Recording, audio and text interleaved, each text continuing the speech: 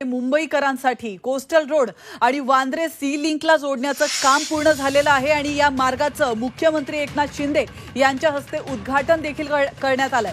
त्यानंतर या मार्गावरून स्वतः उपमुख्यमंत्री देवेंद्र फडणवीस यांनी गाडी चालवली आहे। यावेळी त्यांच्या बाजूला मुख्यमंत्री एकनाथ शिंदे बसले होते। या मार्गामुळे आता मरीन ड्राइव्ह वरून थेट वांद्र्याला अवघ्या 12 मिनिटांमध्ये पोहोचता येणार आहे।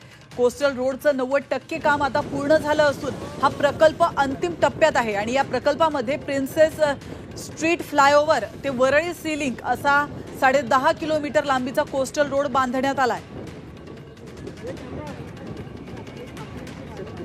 आपण पाहतो या दृश्यांच्या माध्यमातून कोस्टल रोडची ही दृश्य आहेत। या मार्गाचं काम पूर्ण झालेलं आहे, 90% काम पूर्ण झाले आणि वाहतूक देखील या ठिकाणावरून सुरू करण्यात आलेली आहे।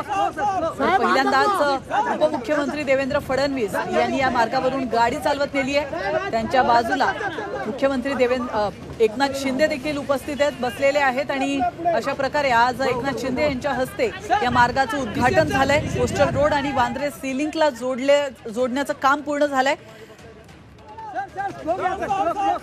या मार्गाविषयी आपण अधिक जाणून घेऊयात ग्राफिक्सच्या माध्यमातून।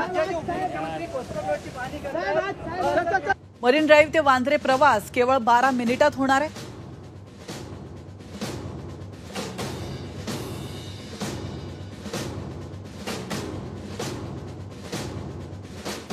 %70 वेळ आणि 34% इंधनाची बचत होणार।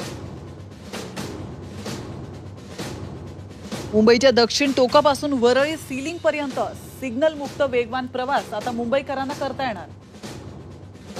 वाहतूक कोंडी कमी होईल।